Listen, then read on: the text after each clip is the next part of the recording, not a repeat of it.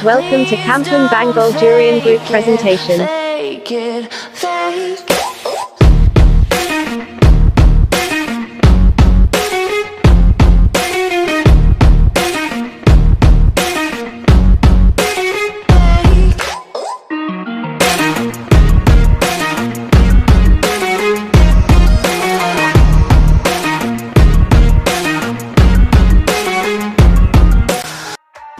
Kampung Bangul Durian merupakan salah satu kampung yang terletak di Serada, Kuala Terengganu. Menurut Encik Aryas bin Rahman, selaku Ketua Jabatan Pembangunan Kampung di kawasan tersebut, nama Bangul Durian diambil daripada penemuan pohon durian yang besar di atas sebuah anak bukit. Namun begitu, Encik Aryas menyatakan bahawa kawasan penemuan pohon tersebut tidak dapat dikenal pasti lagi di mana dan ketepatannya yang sebenar. Encik Aryas yang telah berkhidmat sebagai JPKK selama lebih kurang 4 tahun turut menyatakan bahawa Kampung Bangul Durian ini merupakan kampung yang terletak di seberang Katong. Terdapat lebih kurang 7 buah kampung Bangul yang mempunyai namanya yang tersendiri. Kampung ini diduduki oleh 170 buah keluarga yang terdiri daripada kaum Melayu dan mereka adalah beragama Islam. Walaupun Kampung Bangul Durian merupakan sebuah kampung yang kecil, namun kampung ini mempunyai prasarana asas yang lengkap dan mencukupi bagi memenuhi keperluan penduduk kampung. Antara kemudahan yang dinikmati oleh penduduk adalah bekalan air yang bersih, jaringan telekomunikasi serta internet, bekalan elektrik, lampu jalan serta tempat ibadat seperti surau. Bagi kemudahan pengangkutan dan perhubungan, penduduk kampung dapat menikmati jalan raya yang baik walaupun ianya hanya sehala. Kampung Bangul ini juga mempunyai kedai runci. Penempatan perumahan penduduk di kampung ini dilihat bertebaran dan tidak tersusun.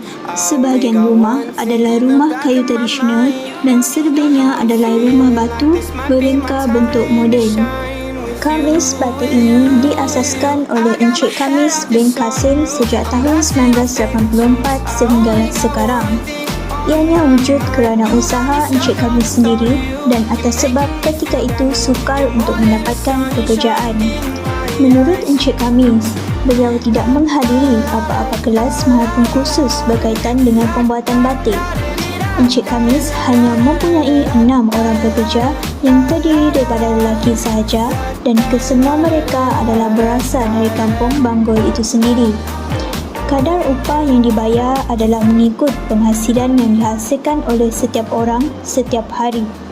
Kebiasaannya, mereka mula bekerja pada awal pagi sehinggalah tengah hari sahaja. Dalam tempoh seminggu, batik dapat dihasilkan sebanyak 100 hingga 200 helai dan penghasilannya sangat bergantung kepada cuaca. Kain batik yang telah siap akan dipasarkan ke luar negara seperti di Brunei dan Singapura serta ada juga diletakkan di Pasar Payang.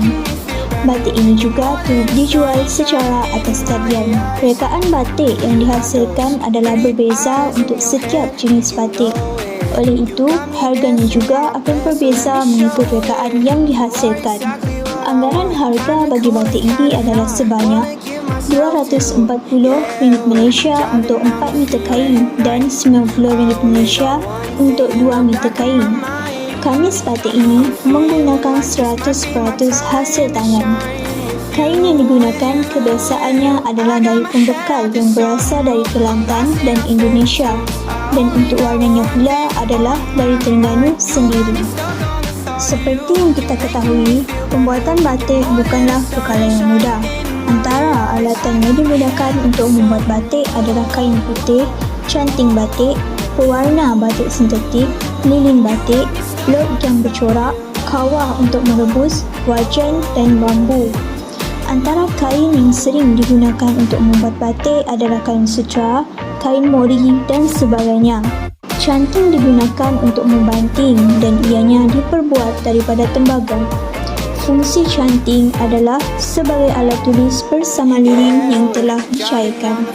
Pewarna batik sintetik pula digunakan untuk menghasilkan warna pada satu kain batik, manakala lilin digunakan untuk membuat sesuatu corak.